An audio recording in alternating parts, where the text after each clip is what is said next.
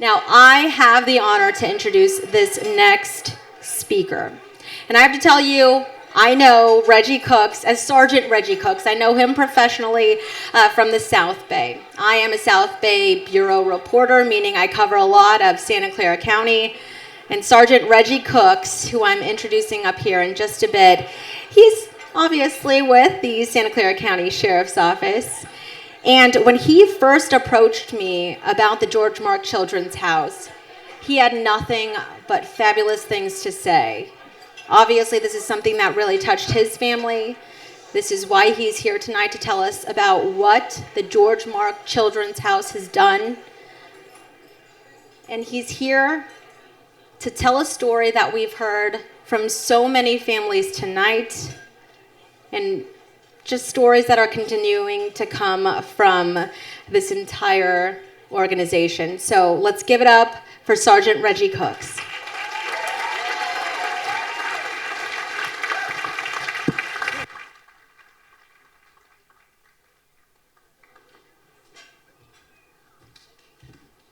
Okay. So I thought the podium was going to be a little bit taller, so they told me I could just hold it like this, but they also said I could just take the microphone off and kind of walk around.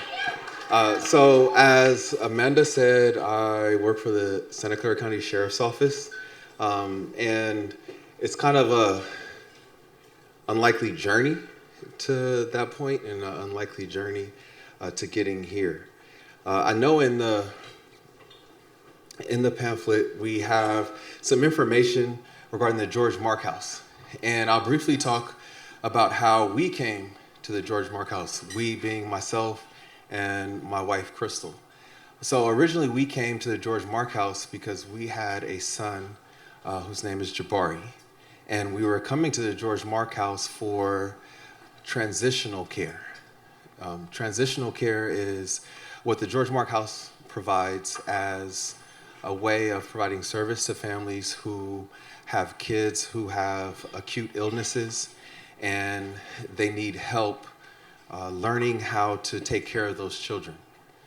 So we have some good pictures up of myself and Jabari. So I'll start from the beginning. So on February 19th, 2011, I was blessed with an adorable baby boy. And if any of you guys know anything about February, it is the month of the NBA All-Star Game. Yes. So probably not as poignant for you guys as it is for me, but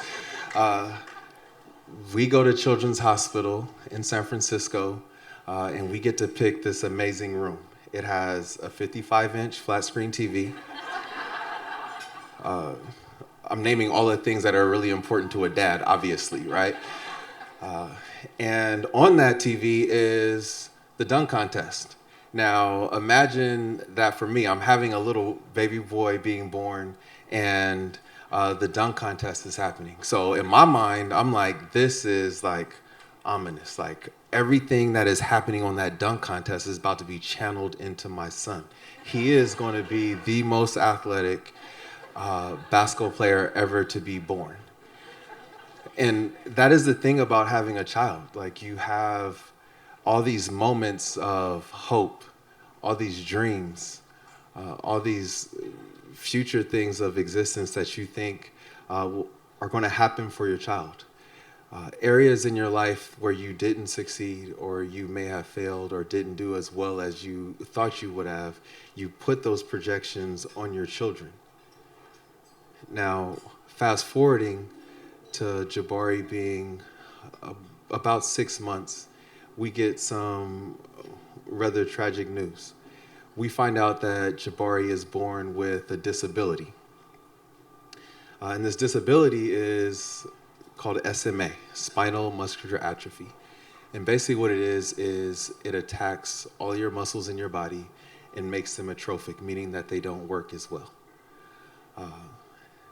So as you could imagine, going from having these hopes and dreams of Jabari being this athletic little boy, you kind of have some of those hopes and dreams shattered. But we recognize that there is a new normal for us. right? That we will have to do some things, and Jabari will have to live a different life. But I think you love them all the same. So when we go to Children's Hospital, we had kind of looked up what SMA is and how it affects people. And the gravest thing that it does is children do not live, right? And so I thought, well, if we see a doctor when we go to this meeting, we will know that doctors fix things. And Jabari will just be a child who has a physical disability, but he will be loved by his family, he will be loved by his parents, and he will go on to thrive, and we will have different dreams and goals for Jabari. But when we get to the hospital, what we see is a social worker. And at that moment, I realized that Jabari would not live. And so as we're walking down this hallway, the hallway couldn't have been more than 20 feet, but each step seemed like an eternity. And it seemed like we would never get to what this social worker was going to say, or the news that the social worker was going to give. And I think that it was mostly because I didn't really want to hear the news, that I had had all these hopes and dreams and these aspirations. I had been blessed with this beautiful little boy, and now he was not going to live. And so what do you do in that? The social worker gave us some information. And the information that she gave us was about the George Mark House, and that we would be able to come to the George Mark House for end-of-life care. We didn't know how long we would have with Jabari, but I think, when I think of the word end-of-life care, what I mostly wanted to focus on was life. And so what we did with Jabari is we lived. So we took Jabari to Monterey to go to the aquarium. We still went on walks in the evening. He still got dropped off at his grandparents' house while we went to work. And when it came time to come to the George Mark House, I rode a bike around the playground because dads teach their sons how to ride bikes. And so I think with the George Mark House, what you gain is a place where if you come for end-of-life care, it's not necessarily the end, it's a celebration of life. And the George Mark House allowed us to do that. As a dad, there are like times where you kind of feel on the outs, right? Because kids spend that gestational period with their moms, the 9 months, and then they're breastfeeding with their mom. Crystal doesn't really like that I say that she breastfed, but Crystal breastfed. And it is obvious that I cannot breastfeed. But I wanted to find ways that Jabari and I could bond together. So one of the things I did was I would, give Jabari a nightly bath. And that was kind of like our moment to kind of hang out. And we came to the George Mark House for those 2 or 3 days.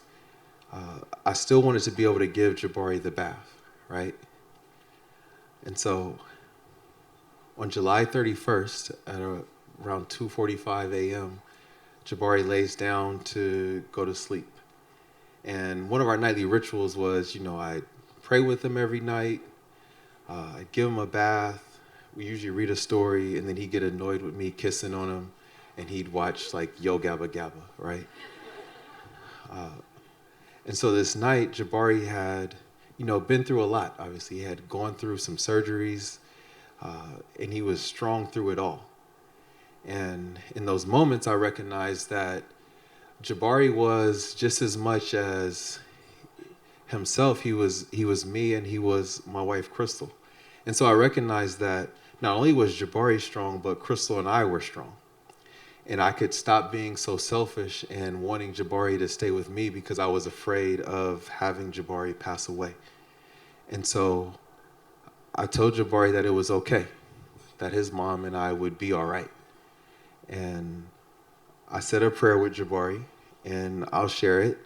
It is, now I lay me down to sleep. I pray the Lord my soul to keep. And if I die before I wake, I pray the Lord my soul to take. And I told him that we would be all right and that he didn't have to fight as much anymore. So on July 31st, At 2:45 a.m., in a bed not too far from here, Jabari passed away. And I was still able to take care of Jabari like I did every other night. There was a nurse who helped me give Jabari a bath, and while it wasn't the same as before, the lavender Johnson & Johnson nighttime baby soap, I bathed Jabari in tea, I dressed him, and I laid him to sleep for his final rest. I still keep the brush. It's still stained with tea, and it sits at the house in a drawer in our bathroom. Sometimes after he passed away, I would smell it because it smelled like him.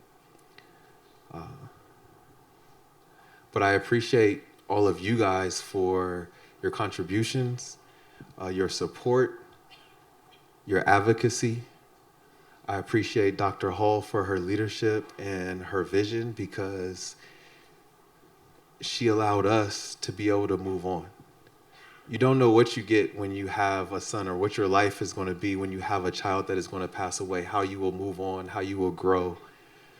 But I learned a lot in having a child passing away. I learned a lot in having Jabari. Jabari was strong. Jabari was happy, which is partly the reason why I smile so much, even sometimes when I don't want to. And Jabari taught me that I was more confident and stronger than I knew I was.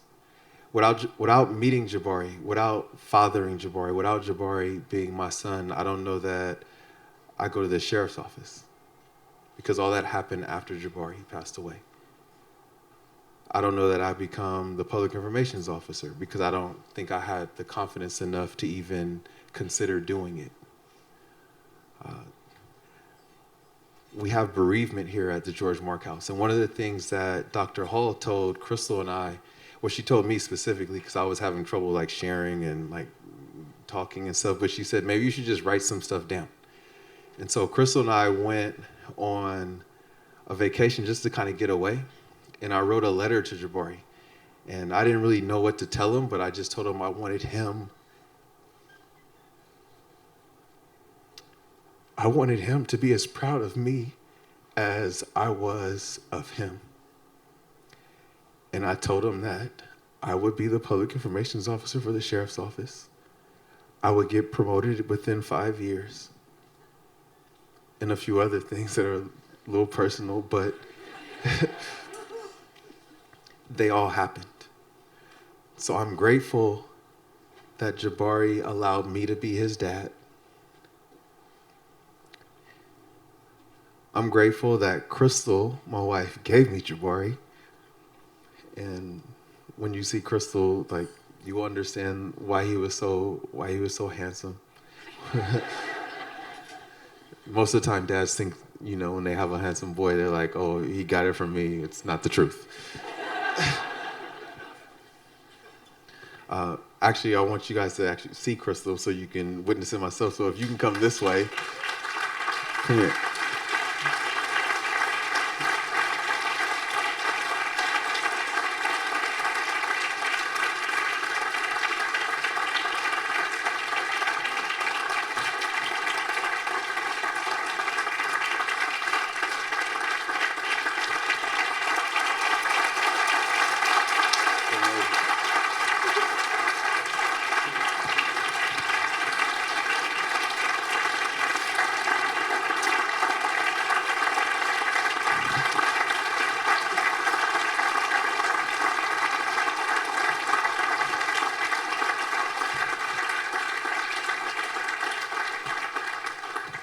So my name is Reggie.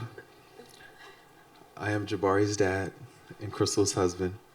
This is Crystal. She is Jabari's mom. And my wife. Almost said my husband, but my wife. And we are a George Mark family. And from our family to yours, we just want to say thank you for your support, for your advocacy, for your donations, and welcome you to our family. Thank you.